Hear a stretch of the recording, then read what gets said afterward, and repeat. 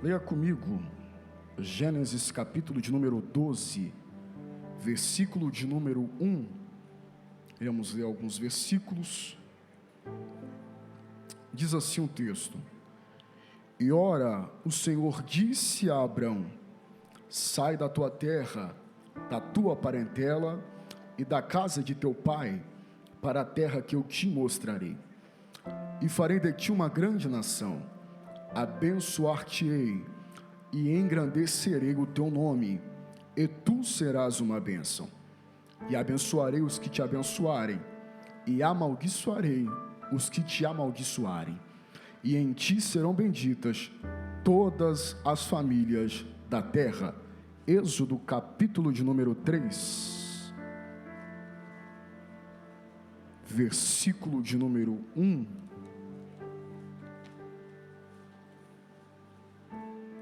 Diz assim o texto: E apacentava Moisés o rebanho de Jetro, seu sogro, sacerdote em Midian.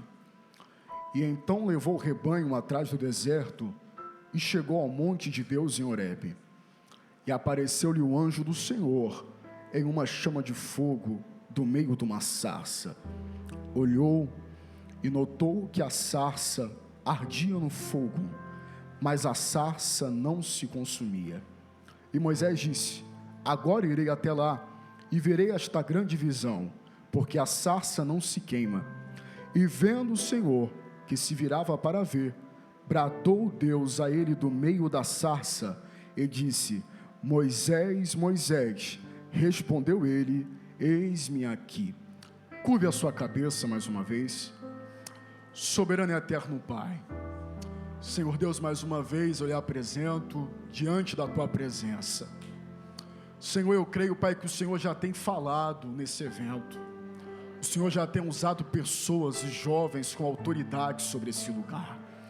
Pai, nessa noite eu me coloco na condição de servo. Pai, eu não sou, eu não tenho, mas o Senhor tem e o Senhor pode. Senhor, derrama a tua glória sobre esse ambiente.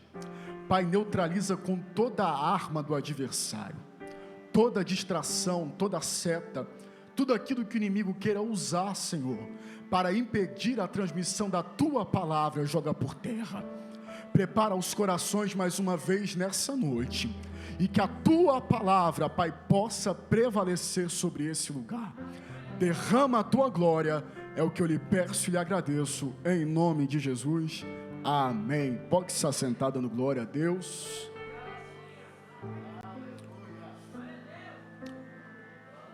O tema desse evento é muito pertinente nos nossos dias atuais, principalmente no tempo em que vivemos.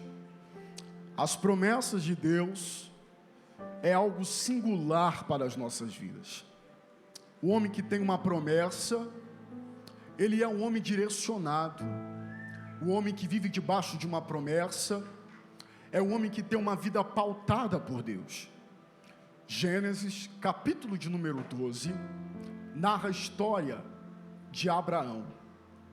Deus chama Abraão para viver algo extraordinário em seu tempo. No versículo de número 1 em diante relata que Abraão vivia na terra de Harã, e Deus convida Abraão para viver algo precioso na sua presença. O versículo de número 1 em diante relata que Deus se achega até Abrão e diz: Abrão, sai da tua terra, do meio da tua parentela e da casa de teu pai, para a terra que eu lhe mostrarei. E Deus vem fazendo sucessivas promessas a Abraão: E farei de ti uma bênção, e abençoarei aqueles que te abençoarem, e amaldiçoarei aqueles que te amaldiçoarem. No capítulo 12, Deus faz uma promessa. No capítulo 12, Deus inicia chamando Abraão para algo extraordinário. Mas, nesse chamado, havia uma trajetória. Deus estava chamando Abraão para viver, antes de tudo, algo já preparado por ele. Tanto é que nos capítulos seguintes, Abraão vai vivendo experiências com Deus. E o que mais nos chama a atenção dentro desse texto é que o que Deus leva em conta na profecia, na promessa que Deus fez a Abraão, é sobre a descendência a qual Abraão iria gerar. Abraão é caracterizado pelo homem que gerou descendentes, o homem que começou, o homem que deu início. O tempo vai passando, Deus chamou Abraão, e os processos vão se passando na história desse homem.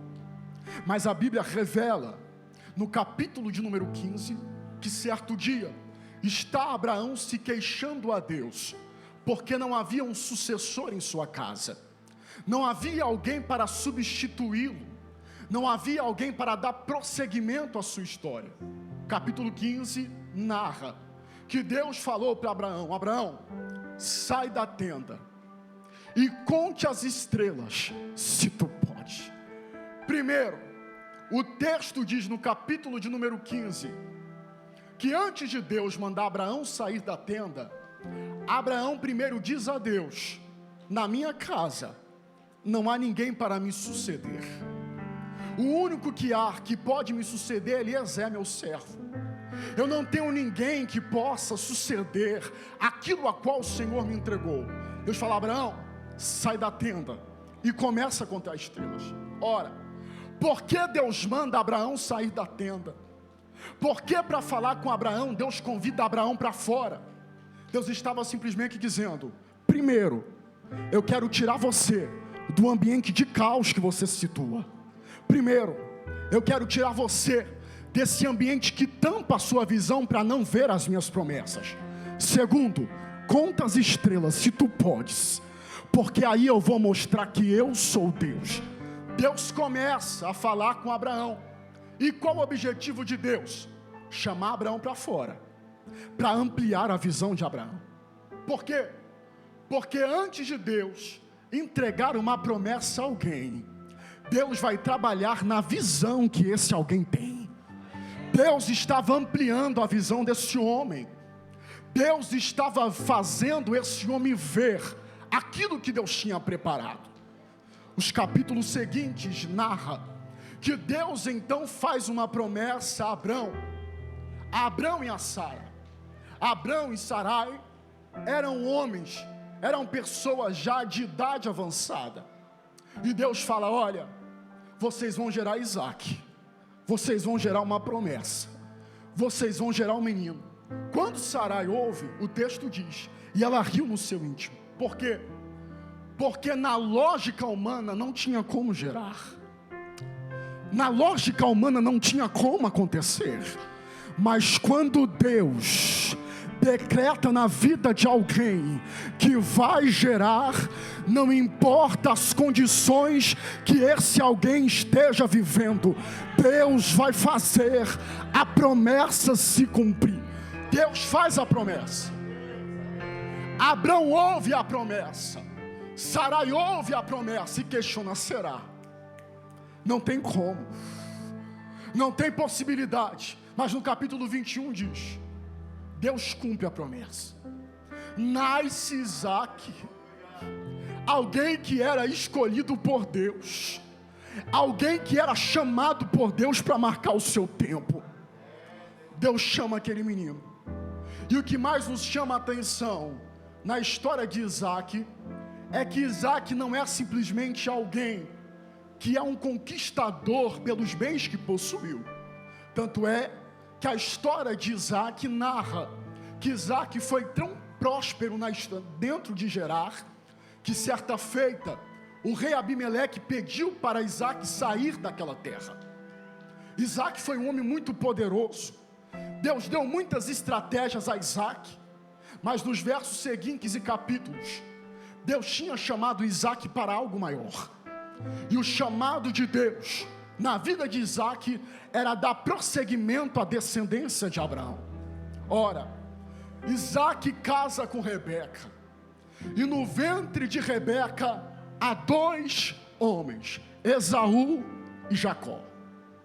Certa feita, Rebeca vai indagar a Deus, porque dentro do seu ventre aquelas crianças se mexiam com tanta frequência.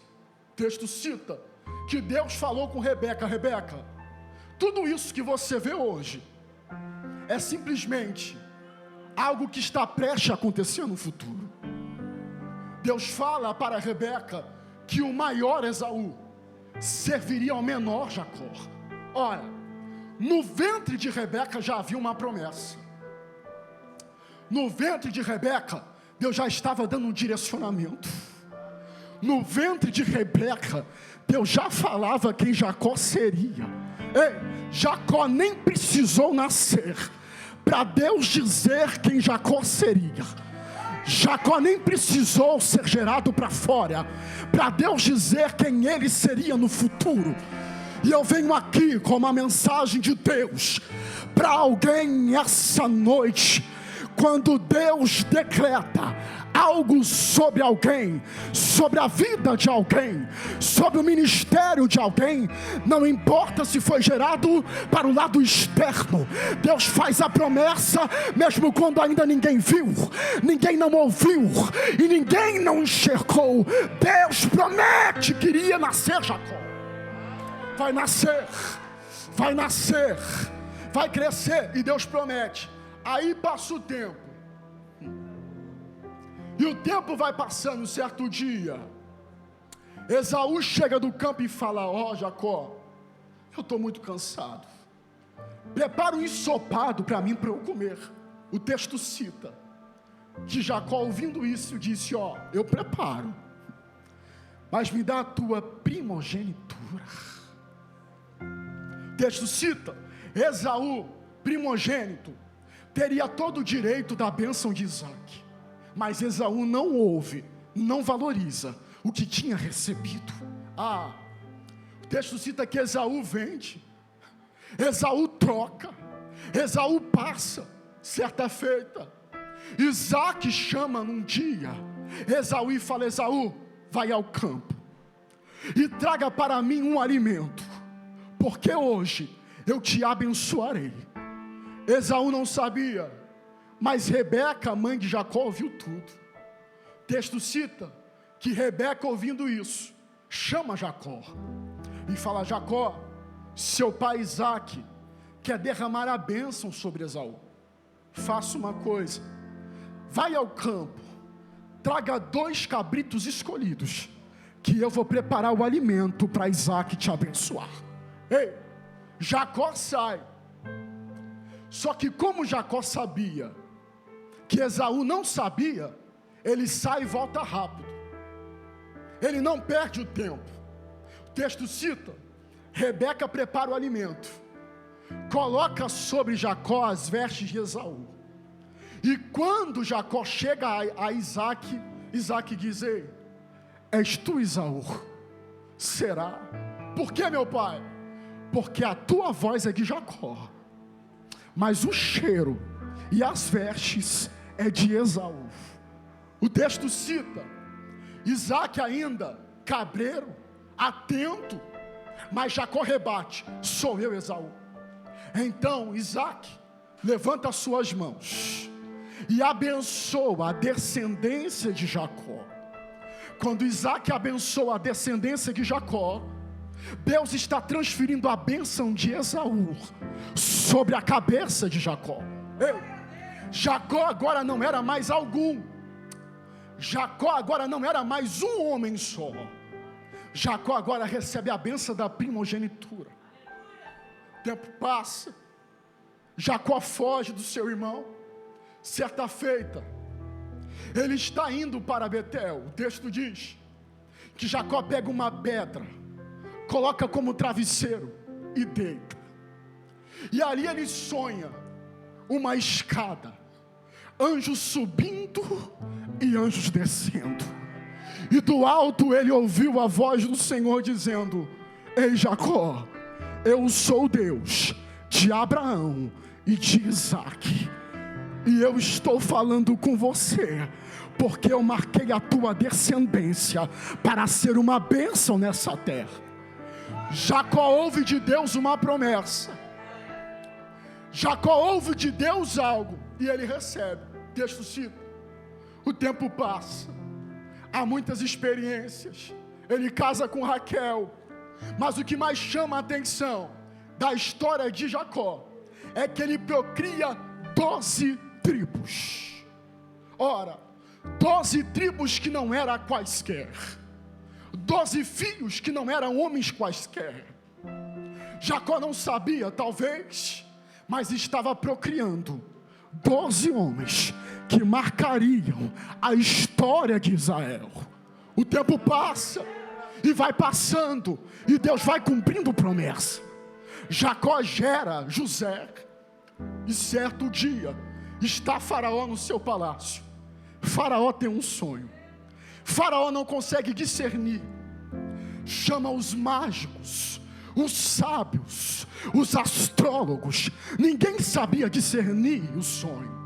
Chega José, e José fala: ó rei Faraó, as 7 vacas gordas representa 7 anos de abundância. As 7 vacas magras representa 7 anos de seca.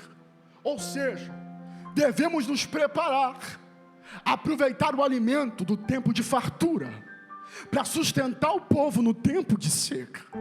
Faraó ouve da boca de José e fala: olha, não há ninguém melhor do que José para ser governador do Egito. Deus pega um dos filhos de Jacó para ser o segundo homem mais importante do mundo antigo. Agora José tinha a responsabilidade sobre os seus ombros de ser instrumento de Deus sobre a vida de seus irmãos. José não sabia. O tempo passa, e aqueles irmãos que tinham zombado e vendido José tem uma notícia e uma surpresa. José agora é governador. Deus muda a história de José, e agora José está no palácio. Certa feita, José está sustentando. José traz a sua família, traz a descendência de Jacó para o Egito. Mas o tempo passa. Se tem uma coisa que é uma verdade, é que o tempo passa, mas as promessas de Deus permanecem intactas. Permaneceu de pé as promessas. Passou Abraão, passou Isaac, estava passando Jacó, mas as promessas permaneciam. O tempo passou e Deus continuava falando. Certa feita morre Jacó. José também já está morrendo, e Deus, em sua sabedoria, já sabia: eu preciso levantar alguém para substituir quem um dia eu levantei. Deus já sabia que havia uma hora de levantar alguém para substituir José. José morre, o tempo passa, e diz em Êxodo capítulo 1 que sobre Israel vivia um tempo de muita opressão. O novo faraó que chegara não conhecia a história daquele povo, e o texto cita com ênfase que por conta disso ele oprimia, por conta disso ele pressionava, por conta disso ele humilhava aquele povo. Mas algo me chamou a atenção, é porque esse novo faraó não conhece a história de Israel. Ele não conhecia a história de um povo escolhido, porque não era qualquer povo que Deus tinha escolhido lá atrás. Ele não conhecia a história de um povo que Deus tinha selado. Ele não sabia quem esse povo era. E deixa eu lhe dizer, ai de quem tenta matar quem tem história com Deus. Ah, Faraó vai ter uma surpresa. Ele prepara tudo. Ele junta os homens mais sábios e poderosos do seu reino e fala: olha, esse povo está crescendo, esse povo está se desenvolvendo, precisamos fazer algo para parar esse povo. O que podemos fazer, Faraó? Vamos oprimir, vamos humilhar, e tem uma coisa, vamos levantar majorais de impostos. Quem seriam os majorais? Chefes que iriam diante do povo para pressionar o povo a pagar por impostos maiores. Não só bastava isso, capítulo 1 cita: Faraó, não satisfeito, começa a edificar a cidade de Pitom em Ramassés. Pitom não era nada mais, nada menos do que a cidade do armazém do Egito antigo. Ramsés, a cidade que tinha se mudado de Tabes para próximo ao Rio Nilo. A mão de obra que Faraó usa é mão de obra hebreia. O objetivo era humilhar, o objetivo era zombar, o objetivo era parar. Mas o texto diz: quanto mais oprimiam, mais multiplicavam e mais cresciam. Faraó não está entendendo, sabe por quê? Porque a lógica do homem é que menos seja menos, é que mais seja mais. Mas Deus dizia: eu vou descer na terra para mudar o resultado dos homens. Deus tinha marcado aquele tempo para transformar a opressão daquele povo em uma bênção de Deus. E eu vim aqui com o recado de Deus para essa juventude essa noite: opressão não limita crescimento de quem Deus separa. Opressão não para quem Deus levanta. Se Deus escolheu, cresce. Se Deus escolheu, avança. Se Deus escolheu, não para. Não para. Não para. Não para. Ele tem uma surpresa.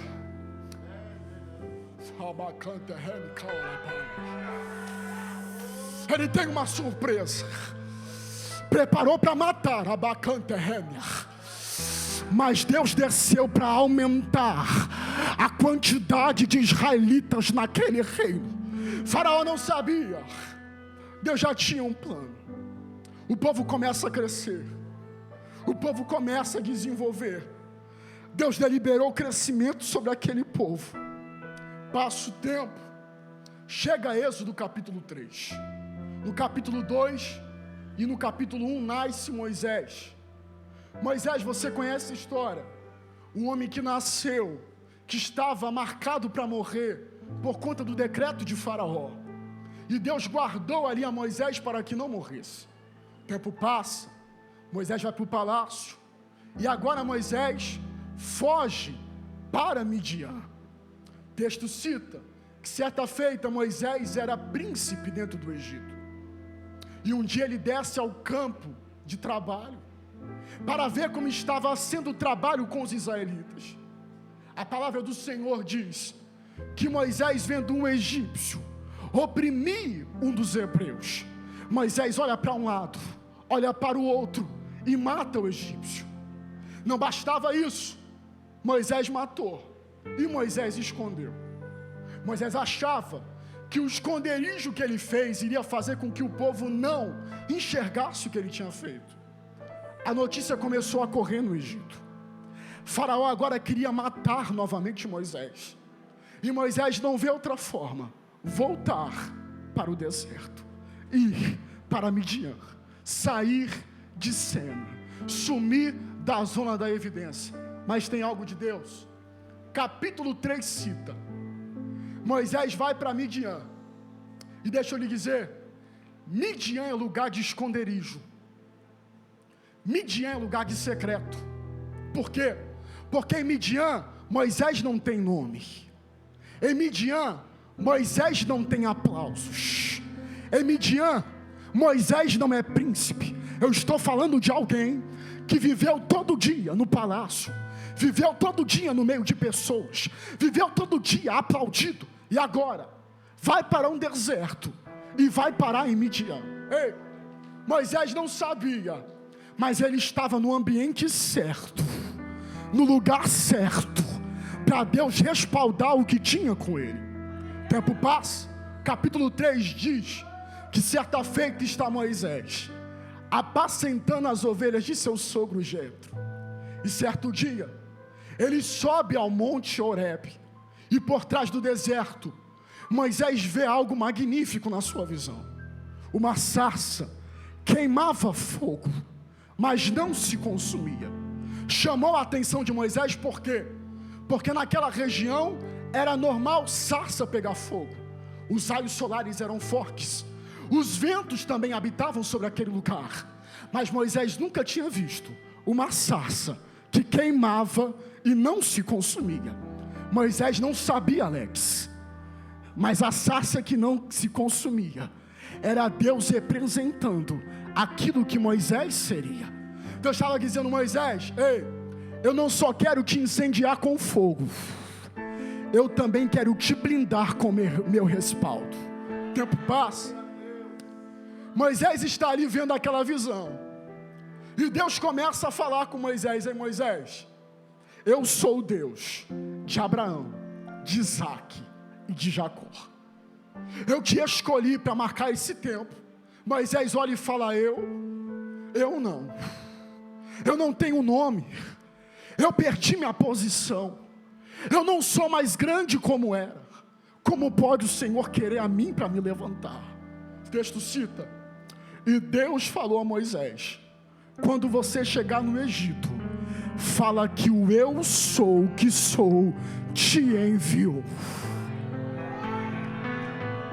Sabe o que Deus estava dizendo? Moisés, não é sobre você, não é sobre suas capacidades, não é sobre suas habilidades, não é sobre aquilo que você acha que é sobre aquilo que eu já disse sobre você. Ei, eu estou pregando sobre alguém que estava desacreditado, mas o céu já tinha apontado quem ele era, e o céu já tinha marcado: eu vou levantar Moisés, eu vou usar Moisés, eu vou tomar Moisés. E eu venho aqui com o recado de Deus para alguém nesta noite. Deus já marcou você aí sentado no seu banco, me ouvindo nesse lugar. O dedo de Deus está apontado essa noite para dizer: você acha que é incapaz, mas a minha graça desce sobre esse lugar para dizer: eu vou te usar, eu vou te escolher e eu vou te tomar, Moisés. Ei, Moisés não sabia, mas o eu sou o que sou ia enviar ele. Aí Deus falou: ei, quando você chegar, fala que o eu sou o que sou te enviou. Sabe o que Deus estava dando? Uma carta de respaldo.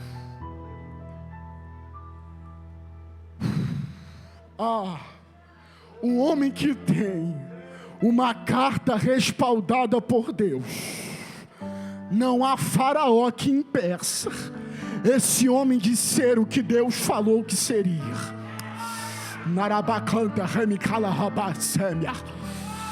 E Deus me diz essa noite que nesse lugar está dando cartas de respaldo para quem precisa, para ser o que Deus disse que seria. Deus está dizendo: o que vai prevalecer não é a palavra dos homens, o que vai prevalecer não é a tua capacidade, o que vai prevalecer não é a tua vulnerabilidade, é a minha voz dizendo: vai Moisés, eu te dei a palavra, eu te escolhi, eu te separei, vai Moisés.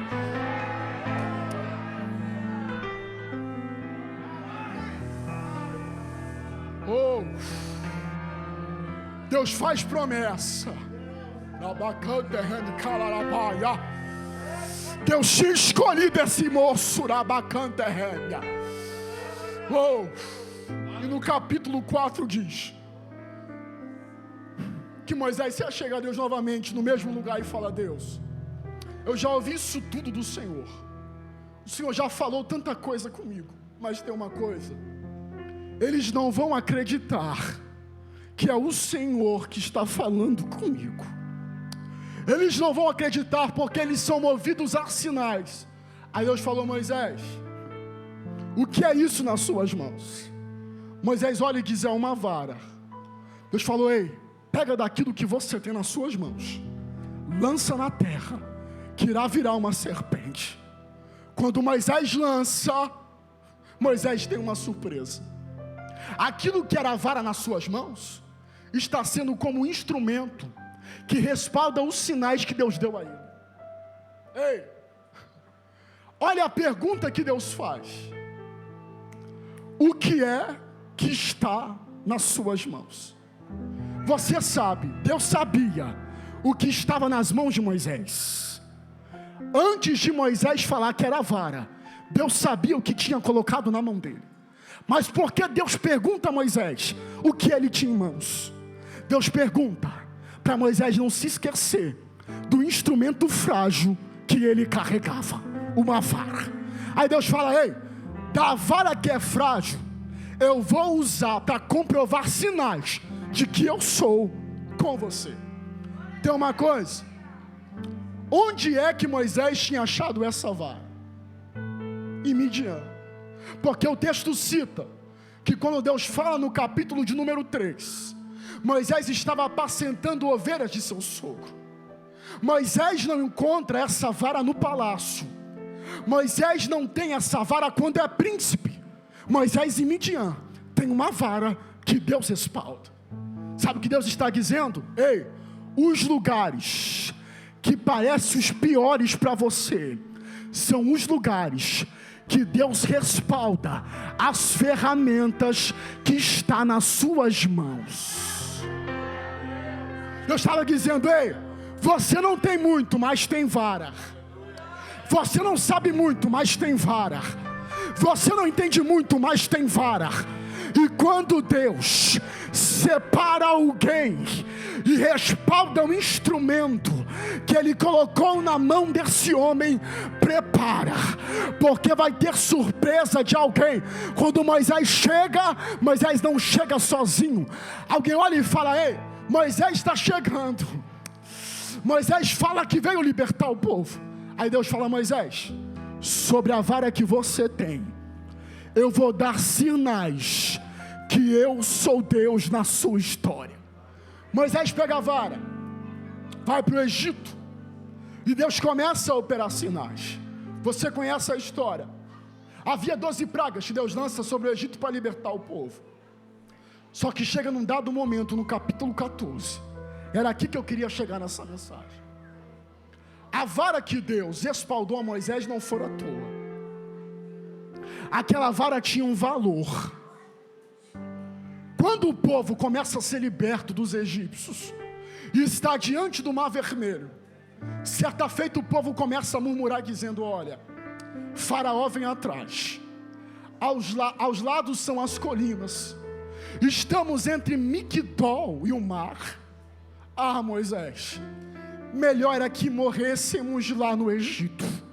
Deus fala: Moisés, sabe aquela vara que eu te falei no capítulo 4? Pega ela de novo.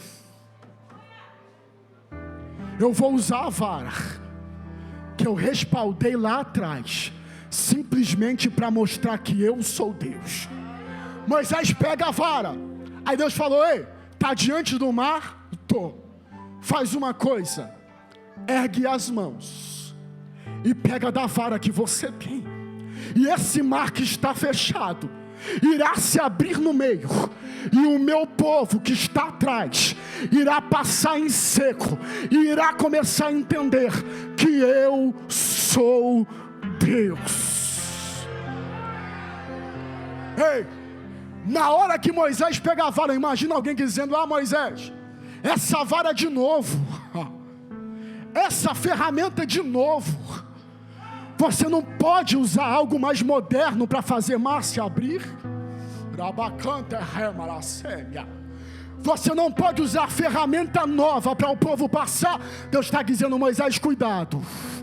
Nem tudo aquilo que é modernidade tem eficácia, cuidado. Usa aquilo que eu te dei lá em Midian, cuidado. Usa a ferramenta que eu te entreguei, cuidado. Nesta noite eu venho aqui com uma mensagem de Deus para essa juventude. E enquanto eu orava essa madrugada, Deus dizia: Mateus, entrega para essa geração. Eu não dou simplesmente o respaldo de ferramentas, mas eu também mando usar as ferramentas que eu dei. E nesse lugar, a eficácia das ferramentas que Deus te deu está sendo liberada. Está sendo liberada. está sendo liberada. Rabacante remi calabassemia, rebicante remi calarabaia, enermi cante remi calabasemi cante remia, rabacante remi calarababasemi calabaia. Ferramentas de Deus estão sendo liberadas sobre esse lugar para alguém aqui, e Deus manda dizer: abre o mar, abre o mar, abre o mar, abre o mar. Está sofrendo, pega a vara. Está doendo, pega a vara. Está chorando, pega a vara. Em Midian vai ter resposta. Em Midian eu vou te levantar. Se coloca de pé. Oh, rabacante remi calarabaia, enebre calarabaia, semi calarabaia, rebicante remi calarababacante rebia. Oh, eu sinto uma glória de Deus. Rebicante remi calarabaia. E ferramentas com eficácias estão sendo liberadas sobre esse lugar nessa noite. Rabacante remicala, aneribicante remicala rapaia. Enquanto eu orava nessa madrugada, Deus mandava eu dizer para a liderança: dentre os dias atuais e os dias que se passaram, eu usei homens aqui para pregar a minha palavra e fazer promessas a essa juventude. Mas hoje eu desci para dizer: não só faço promessas a eles, mas também vou usar eles para ser instrumento na vida de outros. Rabacanta remicala, erebicala rapapabacanta remicala rapaia, rabacala rapapabacemi cala rapaia, arabacanta remicala rapaia. Sobre a ordem espiritual, abre a tua mão, abre a tua mão. Enquanto você abre, Deus está te entregando uma nova ferramenta. Enquanto você abre, Deus está respaldando quem você é. Enquanto você abre, Deus está te entregando uma nova unção, uma nova autoridade, um novo poder, uma nova glória.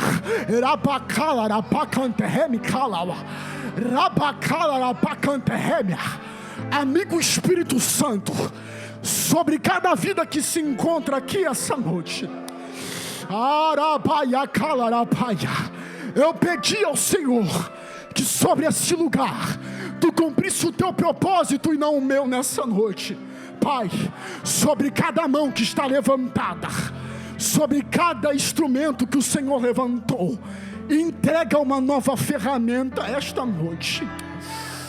Ferramenta que não precisa ser vista pelos homens, ferramenta que não precisa ser aplaudida pela sociedade, ferramenta que não precisa ser palco de evidência, mas ferramenta que é o Senhor, é o Senhor, é o Senhor, é o Senhor que está entregando. Começa a entregar, começa a encher, começa a respaldar, começa a mostrar que tu és Deus agora. Rabacalarapapabacanté remia, rebicalarapacanté remicalapaia. Começa a sentir essa unção que começa a descer sobre a tua cabeça, sobre o teu ministério, sobre a tua vida espiritual. Tem ferramenta nova sendo liberada essa noite.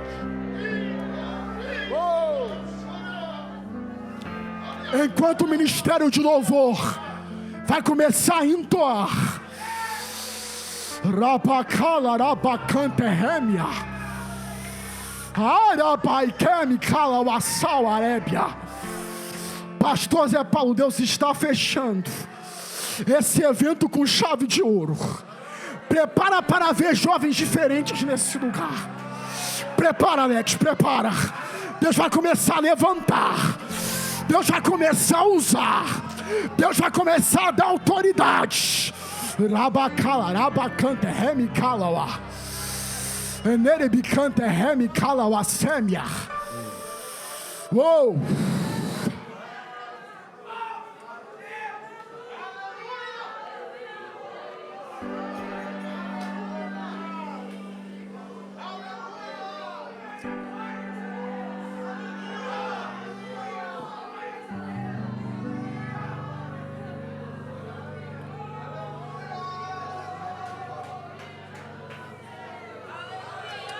Continua recebendo, continua.